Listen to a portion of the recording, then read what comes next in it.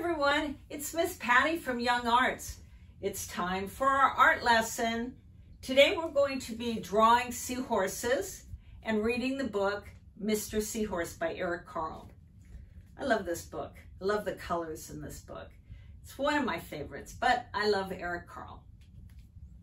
Let's talk about what supplies you're going to need handy. First of all, we're going to need our paints. These are the watercolor paints you use in school. And you're going to need a Q-tip. Probably about 3 Q-tips, actually. Okay. You're going to need water, a cup of water, and a paintbrush. A paper towel to clean your paints off on. A pencil with an eraser, or a regular eraser. A Sharpie. You're going to need a Sharpie for this. And then you're going to need paper. If you have this, great. If you don't, we're going to show this show again. So don't worry. You can listen to our book and you can join along when we play this again later on this week. Don't forget to email me. Please email me as soon as you finish your art project with your first name so I can take a look. You can also tell me whether you thought the project was easy or hard and give me some other feedbacks. And if you have any art questions, I'd be glad to answer them. So I will put this up here so everybody can see. Let's get started.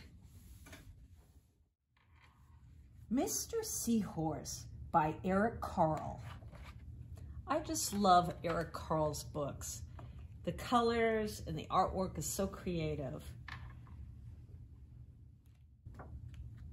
"It's time for me to lay my eggs," she said. "Can I help?" asked Mr. Seahorse. "Oh, yes, thank you," said Mrs. Seahorse. And she laid her eggs into a pouch on Mr. Seahorse's belly. "I'll take good care of our eggs," said Mr. Seahorse. "I promise." As Mr. Seahorse drifted gently through the sea, he passed right by a group of trumpet fish hidden in a patch of reeds.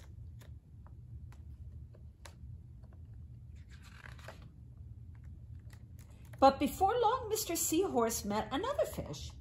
"How are you, Mr. Stickleback?" asked Mr. Seahorse. "Delighted," replied Mr. Stickleback. "I just built a nest, and right away Mrs. Stickleback laid her eggs into it. Now I'm taking good care of them until they hatch. Keep up the good work," said Mr. Seahorse, and he swam on his way. As Mr. Seahorse drifted gently through the sea, he passed right by a lionfish hidden behind a coral reef. Do you see how he's camouflaged? You can hardly tell he's there. That's called being camouflaged. But before long, Mr. Seahorse met another fish. "How are you, Mr. Tilapia?" asked Mr. Seahorse. Mr. Tilapia couldn't answer. His mouth was full of eggs. I know, said Mr. Seahorse. "Mrs. Tilapia laid her eggs, and now you're taking good care of them until they hatch." Mr. Tilapia nodded his head. "You must be very happy," said Mr. Seahorse, and swam on his way. As Mr. Seahorse drifted gently through the sea, he passed right by a pair of leaf fish hidden among the seaweed. Let's see how they're camouflaged. Oh, isn't that clever?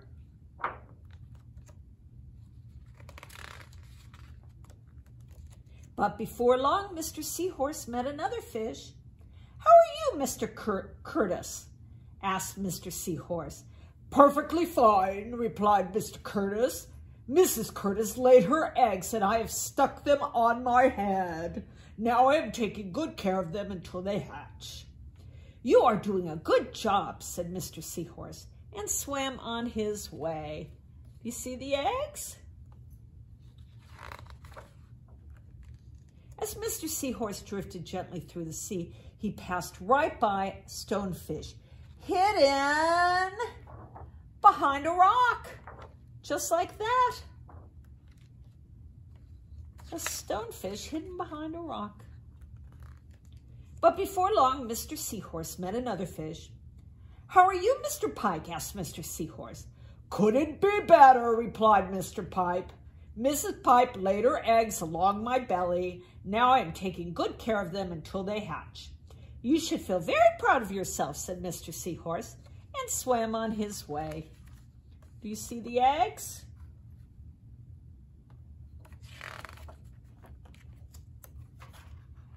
But before long, Mr. Seahorse met another fish. "How are you, Mr. Bullhead?" asked Mr. Seahorse. "Tip-top," replied Mr. Bullhead. "Mrs. Bullhead laid her eggs and the eggs have hatched. Now I'm babysitting." "You are doing a fine job," said Mr. Seahorse, and he swam on his way. The time has come for Mr. Seahorse's babies to be born. Mr. Seahorse wiggled and twisted this way and that. At last, the babies tumbled from Mr. Seahorse's pouch and swam away. One baby turned around and tried to come back into the pouch. "Oh no," said Mr. Seahorse, "I do love you, but now you are ready to be on your own." The end. Wasn't that a great book? Thank you.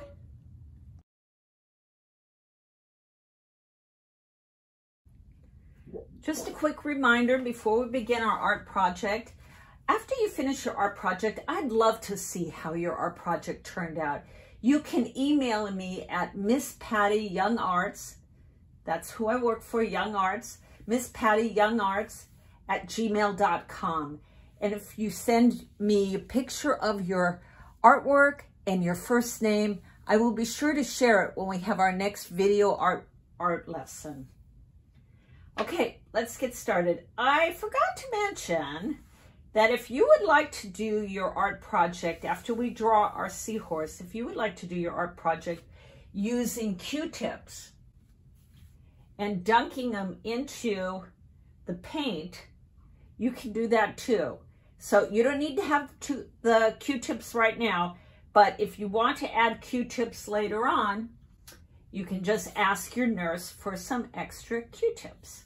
So this is what we're going to be drawing today. It might be a little challenging for our younger artists. So if any parents or any relatives are in the room with our artists and would like to help on making this shape, we're going to go very slow. I'd appreciate it. We don't want anyone getting too frustrated. Okay, I'm going to start. You're going to use your pencil.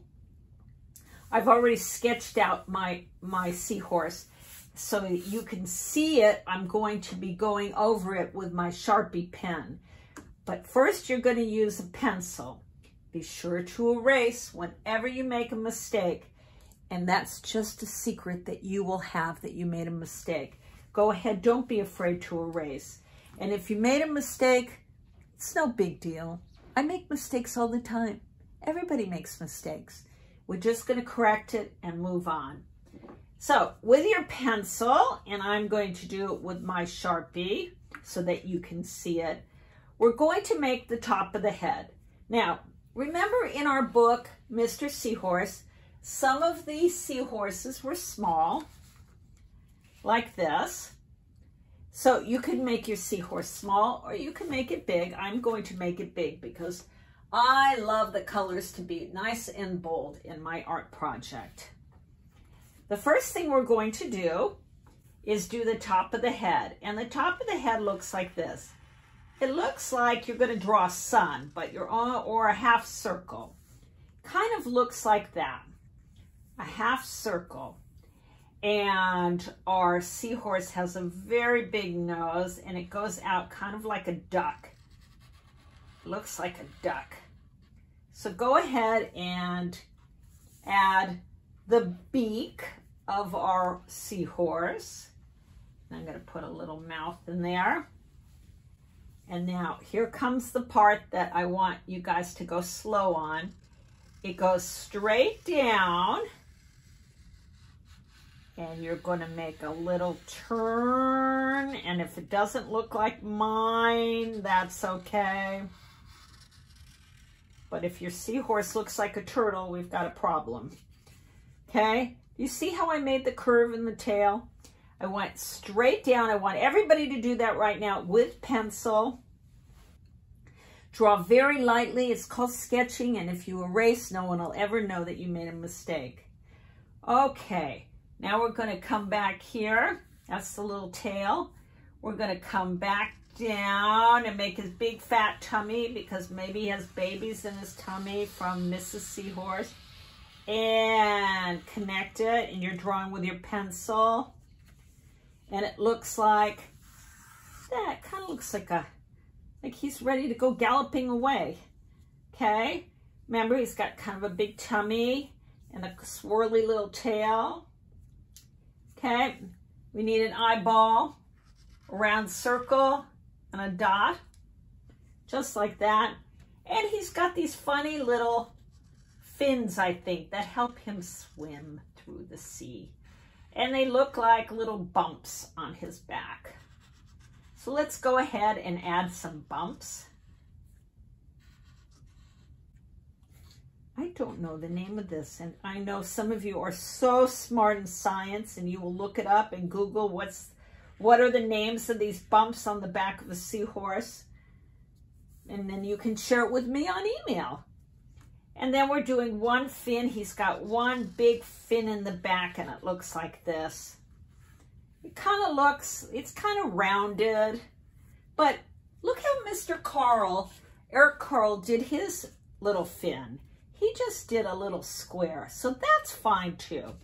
Does his look like mine? No, but you can tell mine's a seahorse, and you can tell that Eric Carl did a seahorse too. They all don't have to look the same. I don't want anyone to be upset. However you do it will be fine with me, and I want to see them. Please share. It would make me so happy.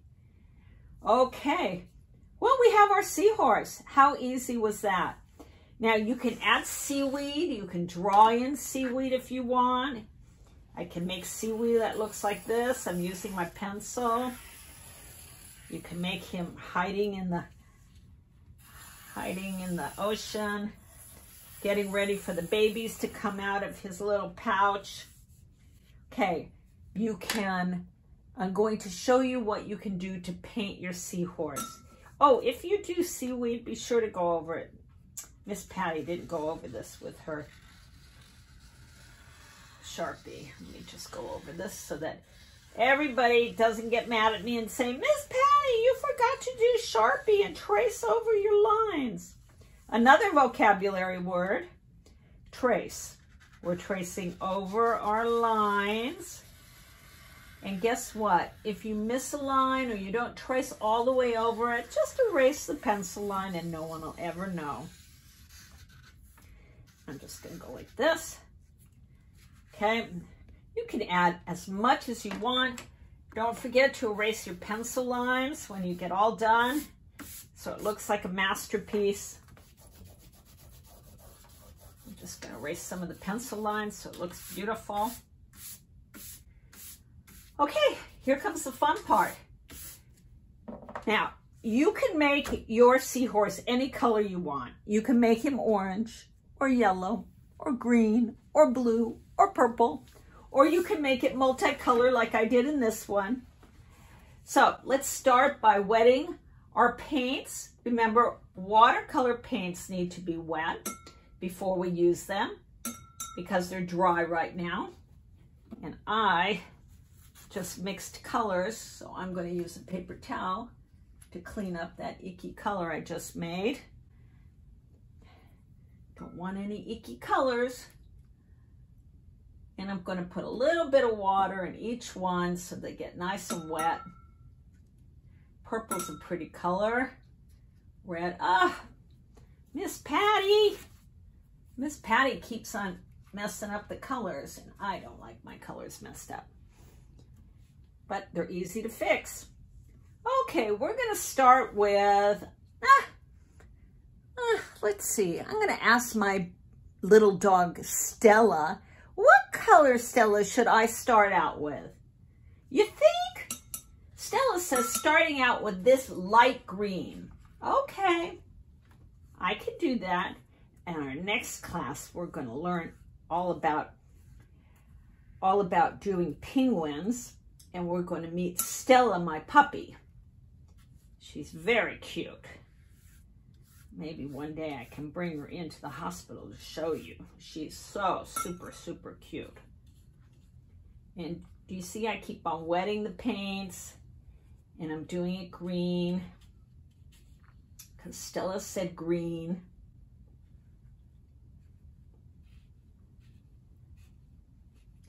And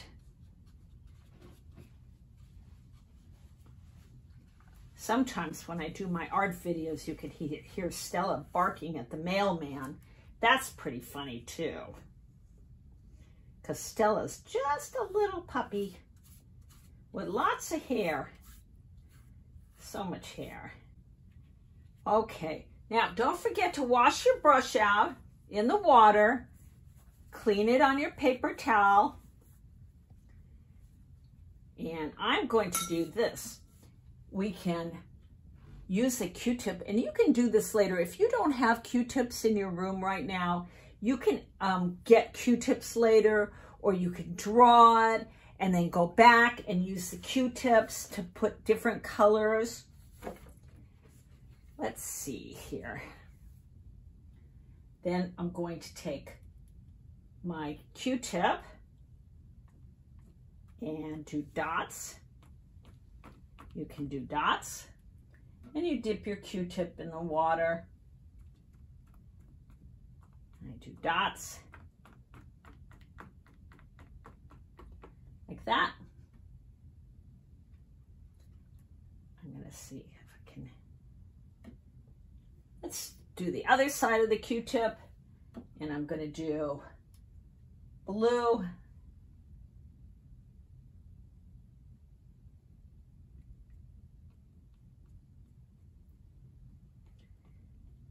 There you go. You can make your seahorse any color you want. Now, let's talk a little bit about something you probably learned in school already. Let's talk about warm and cool colors. Do you know what warm and cool colors are? Artists use warm and cool colors to make their artwork look extra special. The cool colors are the freezing colors. They're the ones that are blue and purple and light blue and sometimes dark green. Those are the freezing colors. They call them the cool colors. Want to know what the warm colors are? The warm colors I call the hot colors. They're red and orange and yellow, like the sun. They're called the warm colors. So you can do your artwork all in cool colors. You can do your artwork in warm colors, the hot colors, like oranges. You can do them in all the different colors, like I did, both warm and cool colors. And then you are going to paint the ocean and the seaweed. Okay? If you don't have your paints with you, you may use these. And I don't know if you saw my other art lesson where I showed everybody how to use these colors and make them into watercolors. But I'm going to show you really quickly because this is an extra special surprise. You use these markers. They are not like Sharpies. These markers are made with water. These markers, the Sharpie markers, they're permanent. So you can paint over Sharpie and nothing will happen. But when you paint over this, it turns into watercolor. It's a big experiment that Miss Patty learned. I'm going to show you. Do you see how I'm doing it on the side of the marker, the fat side? I'm going to do it, and I'm not even doing it very neat, am I, boys and girls?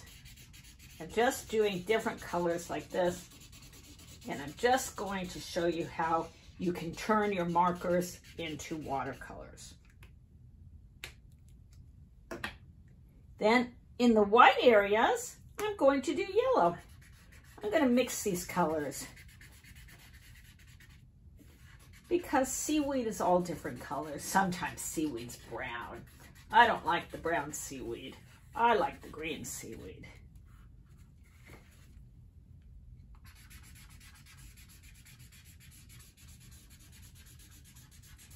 And I'm not even doing it that nicely, but it doesn't matter because it's going to be beautiful when I finish. There we go. I have yellow and green. You take a nice clean paintbrush, make sure it's nice and clean, wash it off, wipe it on your paper towel. Watch my young artist. I put water over this and it turns it into paint. I turned it into paint. I'm going to show you the experiment in just a moment. Watch what happens when I do this. I can put, it goes through. Look, it's on my brush. I put a little more on this and it's on my brush. So I hope you had fun learning how to do a seahorse. And I hope you had fun listening to me read Mr. Seahorse. Be sure to send me your pictures. I'd love to see your artwork. Tell me if you thought this project was too easy or too hard. Share with me your first name only. And I'd love to share your artwork with other people when we do our next art lesson. Thanks for visiting. Take care.